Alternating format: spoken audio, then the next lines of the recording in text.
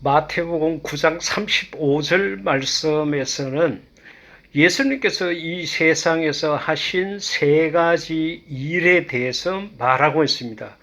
예수께서 모든 도시와 마을에 두루 다니사, 여러분, 예수님께서는 두루두루 많이 다니셨다는 것이 사복음서 기자들의 공통된 표현입니다. 그래서 예수님께서 이 땅에 계실 때 어떤 운동을 하셨나, 운동을 좋아하고 운동을 즐겨하고 운동에 어떻게 보면은 중독이 되어 있을 만큼 운동을 좋아하시는 분이 성경을 쭉 찾아보다가 예수님께서는 이 땅에 계실 때 어떤 운동을 하셨나, 그래서 성경을 쭉 보고 내린 결론은 예수님께서 걷기 운동을 하셨다, 그 같이 말하는 것을 들은 적이 있습니다. 그 말씀의 근거가 어디 있는가 하면은 예수께서 모든 도시와 마을에 두루 다니사 각 성과 촌에 다니셨다.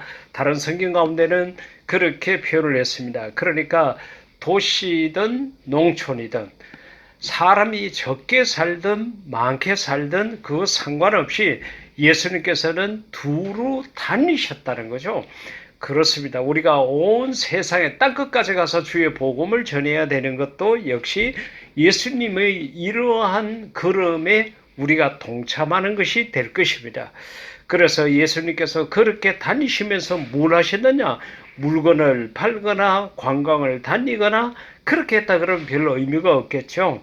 그런데 예수님께서 도시와 마을을 다니시면서 그들의 회당에서 가르치시며, 회당이라고 그와 같이 우리가 많이 읽을 수 있습니다. 그런데 이 회당이라는 것은 오늘날로 말하면은 우리 시민회관, 구민회관, 뭐 이런 것과 같은 공공의 개념을 가졌습니다.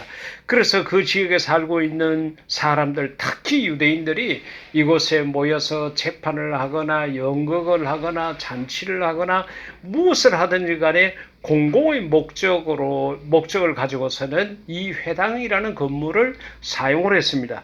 그런데 예수님께서도 이 회당을 빌려다가 그곳에서 가르치셨다. 그 다음에 두 번째는 천국 복음을 전파하시며, 오늘날 저와 여러분이 해야 될 것도 바로 이것이죠. 예수님께서 우리의 모든 죄를 감당하시고 십자가에 달려 돌아가셨습니다. 그 예수님을 믿으면 구원받습니다. 믿지 않으면 멸망합니다. 그러니까 예수님을 믿으십시오. 이것이 우리가 전해야 될 메시지고 전파해야 될 내용이지 않습니까? 그래서 예수님께서도 천국 복음을 전파하시고, 세 번째로는 모든 병을 고쳤다 그랬습니다. 모든 병과 모든 약한 것을 고치셨다. 마태가 그와 같이 기록을 했어요. 그래서 예수님께서 하신 일 세 가지, 가르치시며, 그 다음에 전파하시며, 그 다음에 고치셨다. 이 세 가지 일을 하셨다고 그와 같이 이야기를 하고 있습니다. 이 가운데 지금 우리가 코로나 상황 속에서 많은 사람들이 코로나 확진에 걸리기도 하고 때로는 죽기도 하고 이렇게 합니다. 이렇게 하면서 우리의 이 병을 고치면 얼마나 좋을까 하는 생각을 간절히 해보는데, 예수님께서는 과연 어떻게 병자를 고치셨나 하는 것을 성경 속에서 생각을 해보고자 합니다. 예수님께서 병을 고치는 방법은 아주 다양했는데 마가복음 7장 33절 이하 말씀 가운데 보면은 예수님께서 사람의 몸에다가 손을 대는 방법으로 고치셨다는 것이 마가가 기록한 곳에 있습니다. 예수께서 그 사람을 따로 데리고 무리를 떠나서 손가락을 그의 양귀에 넣고, 예수님께서 병을 고치실 때에 이렇게 사람의 몸에다가 직접 손을 대가지고 고치신 기록이 그렇게 많지 않습니다. 근데 이 사람은 양쪽 귀에 넣고 한 것으로 봐서는 들을 수 없는 청각장애인이었다는 겁니다. 그러니까 청각 듣지 못하니까 또 하나의 장애가 있겠죠. 언어 장애입니다. 사람은 들은 대로 말하게 됩니다. 아이들이 집에서 이렇게 착한 말을 하고 나쁜 말을 하지 않다가 때로는 학교 생활을 하고 이렇게 하면서부터 아이 입에서 아주 자연스럽게 욕설이 나오고 하는 것을 들으면서 놀란 부모님들이 계십니다. 그 왜 그러냐?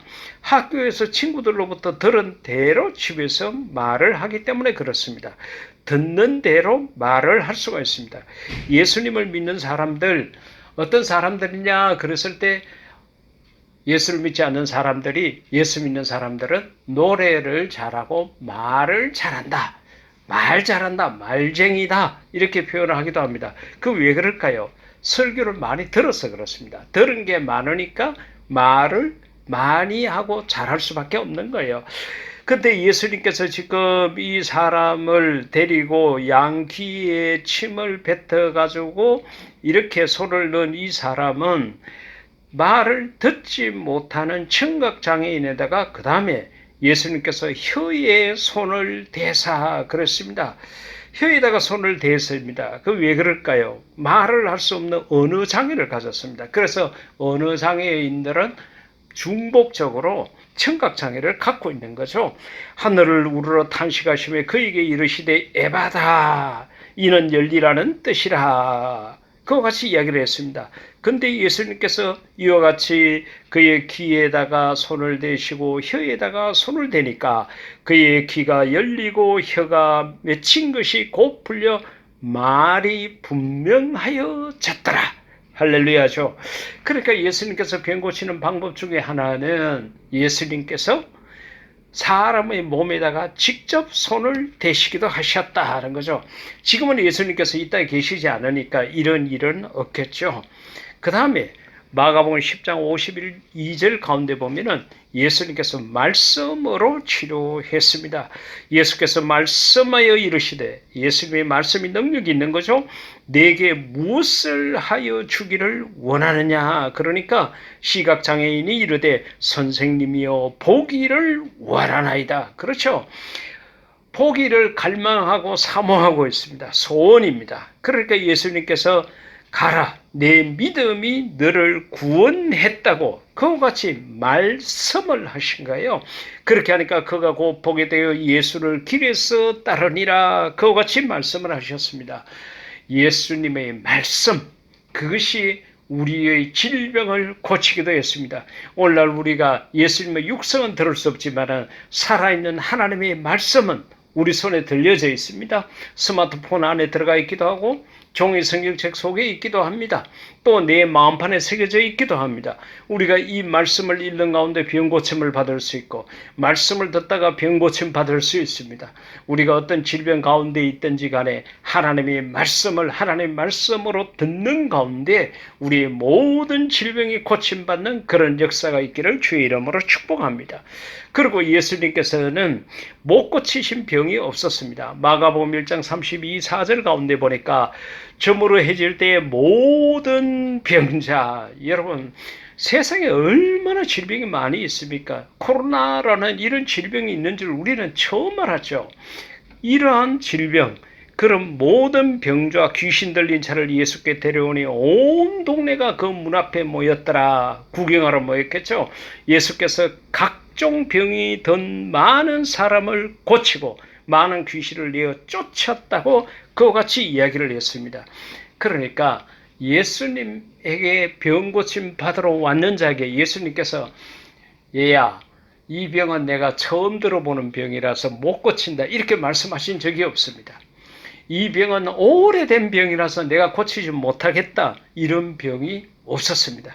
예수님 앞에서는 어떤 병이든지 다 고침 받을 수 있었습니다.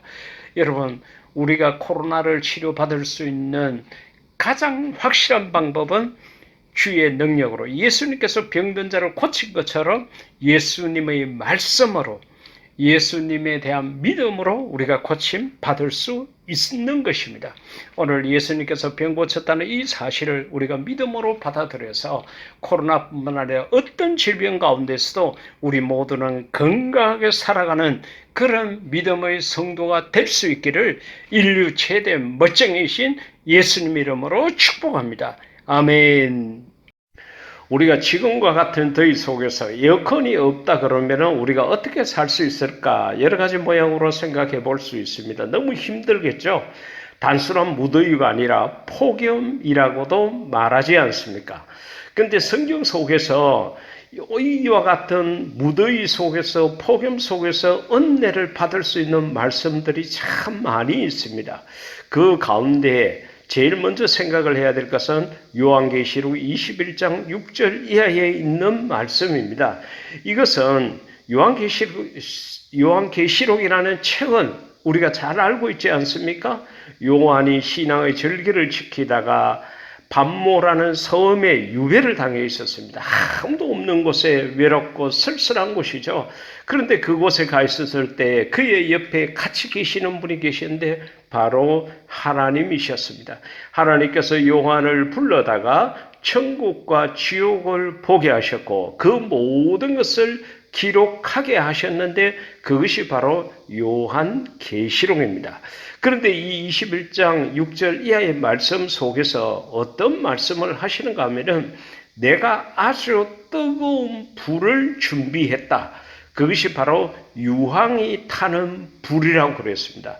그래서 이 불에 들어가는 사람들은 어떤 사람이냐? 비겁한 사람, 불신자, 흉악한 사람, 살인자, 엄난한 사람, 마술사, 우상 숭배자, 또 모든 거짓말쟁이들이 전부 다 유황이 타는 물에 던져질 것이다. 이와 같이 이야기를 했습니다. 다시 말하면 지옥이죠. 지옥이라는 것은 불못이고 그 불이 그저 종이불이 아니고 장작불이 아니고 아무도 끌 수 없는 유황불이라는 것입니다. 그런데 이 유황불이 있는데 이곳에는 원래 저와 여러분들이 들어가야 될 자리입니다. 왜 그럴까요? 로마서 3장 23절에 바울이 로마 교인들에게 하는 이야기가 뭔가 하면은 모든 사람이 죄를 범하였음에 그와 같이 이야기를 했습니다. 여러분 여기서 모든 사람이라는 것은 사람이면 누구나가 다 해당이 됩니다. 특히 로마의 그 당시에 황제, 그런 황제는 신처럼 여겼습니다. 그러나 바울은 그도 사람이고 모든 사람이라는 이 속에 다 들어가는데 모든 사람이 하나님 앞에 죄를 지었다. 그렇게 단정을 했습니다. 그래서 하나님의 영광에 이르지 못한다. 결국은 하나님과 같이 살 수 없고 천국에 들어갈 수 없다는 이야기거든요. 더불어서 같은 로마서 6장 23절에서는 그러면 그 죄인이 받아야 될 그 대가가 무엇이냐? 죄의 삭선 사망이라고 그와 같이 이야기를 했습니다. 그러니까 우리 모두는 하나님 앞에서 죄인이고 또 죄인된 우리는 결국은 사망에 이르게 된다는 거죠. 히브리서 9장 27절 말씀에서도 히브리 기자가 그와 같이 이야기를 합니다. 사람이 한 번 죽는 것은 정한 일이요 그랬습니다. 우리가 아무리 이 세상이 좋고 살기가 편하고 정말로 천국과 같다 그러지만은 그러나 모든 사람은 다 죽게 되어 있습니다. 안 죽는다고 생각하는 것이 이상합니다. 간혹 장례식장에 가서 보면은 죽지 말아야 될 사람이 죽은 것처럼 울며 불며 통곡하는 그런 모습을 볼 수가 있는데 믿음이 없는 사람은 그럴 수 있습니다. 하지만은 예수님을 믿는 우리는 그저 이 세상이라는 곳에 살다가 천국이라는 곳으로 이사를 갔다 이렇게 생각하시면 됩니다. 여러분 우리가 성경적으로 봤을 때 사람들은 세 가지 세상에 살게 됩니다. 첫 번째 세상은 어머니 뱃속입니다.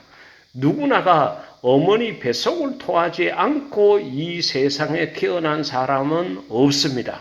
모두가 다 어머니 뱃속을 거쳤습니다. 이거 첫 번째 세상입니다.